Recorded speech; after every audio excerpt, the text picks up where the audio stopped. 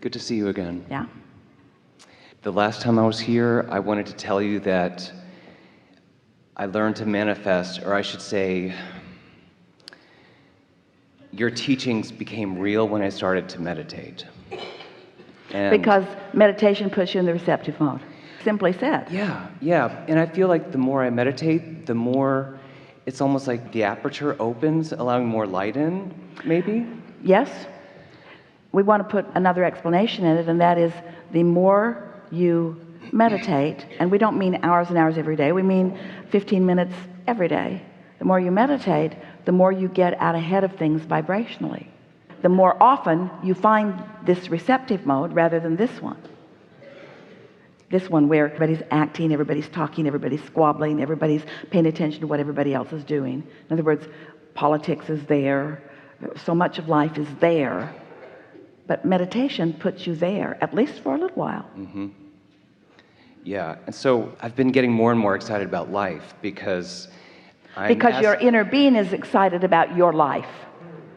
Your inner being is excited about your life, and when you're in the receptive mode of how your inner being is viewing your life, ooh. See, I'm not even afraid of step one anymore. When I'm worried or something, I don't care because I know I can go to sleep and wake up and the answer will be there. So for those of you who are new enough, step one is you ask. Step two is source answers. That's that vortex stuff we were talking about. Step three is you get into the receptive mode. Step four is you become a master at that by meditating every day. And step five is you're not mad at yourself when you're back in contrast, because you understand that the contrast is what puts the stuff in the vortex. So now you've got it all figured out. Yeah. Well, for me at this point, it's sort of about fine-tuning because, I mean, like everybody, I'm worried about, well, I shouldn't say worried. I'm concerned about... Shouldn't say like everybody either. Well, okay. Like a lot of people, I'm concerned about, normal stuff like money and all of that. But I have found that since I feel like... We're just going to harass you a little bit. Concerned is what? Concerned is a departure from your inner being. A little bit of a lack of faith, maybe, Yeah. I guess. Well, you can call it whatever you want. It's just attention to the opposite of what you want. It's much more simple. We could call it lack of faith or lack of clarity. It's just attention to the opposite of what you want for a minute, for the moment that you're feeling it. But as my perceptions have sort of opened, like for instance, after I was in the hot seat the last time I was here, I saw an aura for the first time, and I haven't seen one since, and it was yours. And it was like, oh my gosh, I never thought I would see an aura, and there it is. And it was very exciting because I want to expand my perception as much as I should. So let's talk about that. So we've just been talking about how you're turning vibrations to thoughts and thoughts to things, yes? So in that receptive mode, you saw energy that you translated into something that looked sort of tangible to you. The aura that you saw was something that you usually don't see, because in the receptive mode you were doing a better job of translating. Recently, this is an example that we've been using a lot lately. We were visiting with a woman who said, I want $100,000 so that I can travel. And it was clear that she meant that once the $100,000 got there, then she would begin the journey. And we wanted her to understand that she had long begun the journey even before the $100,000 would get there. In other words, you're always on that journey. You're always in the state of becoming. And so the contrast is part of the journey, and the developing of the vortex is part of the journey, and the getting to the receptive mode is part of the journey, and then the receiving of this idea and this idea and this idea and this idea that leads to this. So... Well, so that's where the question comes in. Yes. The question is this, all right, I perceived an aura, yours. Now, I've had other experiences that I would call maybe paranormal, and my question is... Stop calling it paranormal. This is really going to help you, because the recognition that in the receptive mode you had a different experience than you usually have is really good evidence that you, number one, can find the receptive mode, and number two, can recognize it when you find it, and number three, you're able to translate things into different things when you're in the receptive mode. So when you call it paranormal or out of the ordinary, or when you call it a miracle, or when you call it unbelievable or amazing, what you're emphasizing is, I'm not usually in that mode, and so I usually don't see those things. And we want you to switch that around, and the understanding is I can go there because I want to, and when I do, these different things happen. Well, I think with perception, the question comes in about what role does imagination play in all of this? Because we want to talk about this fully with you, but what's perception? Let's define what perception is. Isn't perception your in this moment ability to translate the vibration into something that is tangible and meaningful to you? Yeah. Isn't perception what we've been talking about all morning as we talk about turning thoughts to things? So isn't the ability to perceive something before it's tangible really to your advantage, because that way you're allowing it to continue to gather momentum so that it evolves and becomes more? Yeah. So if you want to couple perception with imagination, isn't imagination what we were trying to say to that woman? It's the money coming to you before, in other words, isn't that part of the momentum? Well, yes, but I don't want my imagination to create something that isn't true, I guess. Like, I don't want to say, all right, well, I sort of believe in auras, and so I perceive something and it's not a real thing, I guess, if that makes sense. Well, then you're in deep doo-doo. Because that just caused you to completely disregard this vortex that we wrote a whole book about. Because it is so real. Esther said to us one day, in the very early days of receiving us, she said, Abraham, but it's true. And we said, we wouldn't let something that you've identified as true be the criteria for giving our attention to it, because everything that anybody gives their attention to becomes true. So we said to Esther, a better criteria would be, how does it feel when I give my attention to it? So your imagination is one of those important realization steps along the way. Well, and that's why... And you can tell by the way you feel whether what you're creating, whether you're going to really like it when it manifests or whether you're not going to like it when it manifests. I've listened to a lot of people ask questions about things like aliens and angels and things like that, and, you know, your answer is usually about, well, you know, whatever it means to you is sort of what's important, but... Until you are overrun in the streets with aliens, we think you should give up that problem.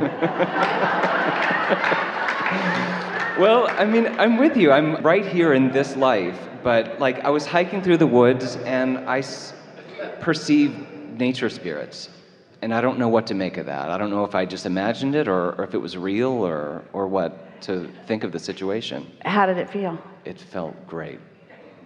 Wasn't real. If it had been trolls and devils and creepy crawly things, now that's real. But that really good stuff, you've got to be making that all up. That's what I'm afraid of, I think. I don't know, it was like non-human. It wasn't a human consciousness, it was a group consciousness, and it sort of gave me some energy and my arm vibrated, and then I thought, well, I don't know if that was real or not, but I want to believe that it was real. Well, you're walking around all day, every day, with everyone that you've ever known and many that you haven't known who have reemerged in a non-physical, who are like us, who are aware of you, who are focused with you and flowing with you. And when you're out in nature and you're enjoying yourself and you're not pushing against anything, it would be a very normal thing for you to feel the whole of us flowing through you. But we really want to speak to the dilemma that you seem to be having about accepting the realness of what is unseen, because it really is what's going on with all of humanity. It's what slows you down so much. Most humans really don't want to contemplate anything that everybody else doesn't see and agree on, which is so interesting because you don't see and agree on hardly anything. You see things and you think that the way you're seeing it is the way everybody else is seeing it until it gets right down to it, and then you realize that you're living as many different worlds as you walk down the street with the people who are walking down the same street as there are the numbers of you who are walking down the street. There are not two of you having the same experience about anything. So really what you're wanting to do is to get into that receptive mode and find out what your inner being is seeing until you convince yourself that that is the dominant state of being, that state of invincibility, that state of love and passion, that state of well-being, that state of worthiness, that is who you really are. And anything less than that is what the distortion is, not that. Okay. The nature spirits are not the distortion. Right. Pollution is.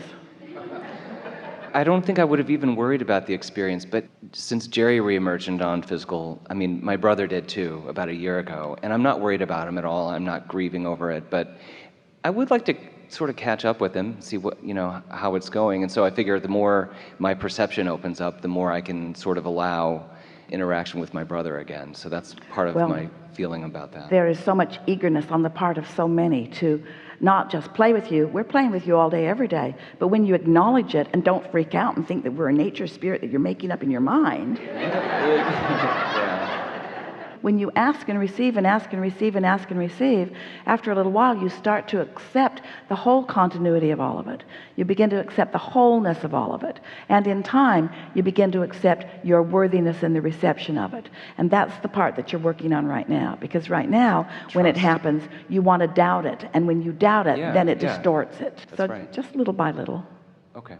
Just the existence. Now, some, when they are in a room like this with Esther flowing the consciousness of Abraham, some don't understand what's happening. Some don't believe it. There's great debate out there in the airwaves about the realness of what's going on here. As far as Esther is concerned, from her point of view, it's something that she's writing about as she's sort of focus wheeling and getting ready to come and stand here and allow Abraham to flow. From her point of view, the bigness of this and the amazement of this and the awesomeness of this and the flow of this and the ease of this and the knowing of this and the love of this. In other words, she's reached the place where it doesn't matter to her what one other person or all other people on the planet are understanding or not understanding about it, because it is what it is to Esther.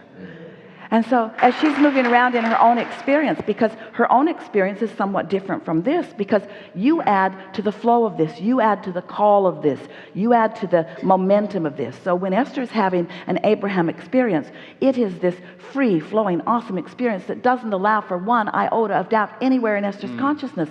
The experience of it, 30 something years of standing before you for hour after hour after hour and having the streaming of consciousness, Esther has no doubt about this. But from time to time, she doubts her ability to tune into the frequency when she reads an email that makes her mad. Because she knows that she is diverging from what her inner being is. And she would say to Jerry from time to time, I think I should just go get Abraham, and that you should just be married to Abraham, and that you and Abraham can just walk around together, and you can just live. And Jerry said, it wouldn't be nearly as much fun. And Esther took that to mean, I like you pretty much, let's see how it goes a little longer.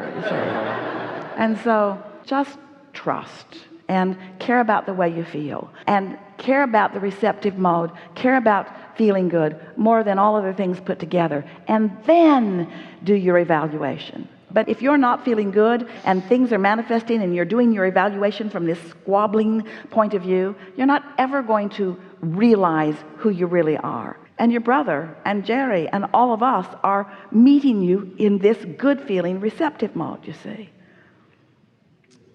Yeah. I see auras and nature spirits. There, I said it. Okay. You're a sort of freak, aren't you? Yeah. Thank you. Yeah. This is a really good time for a segment of refreshment.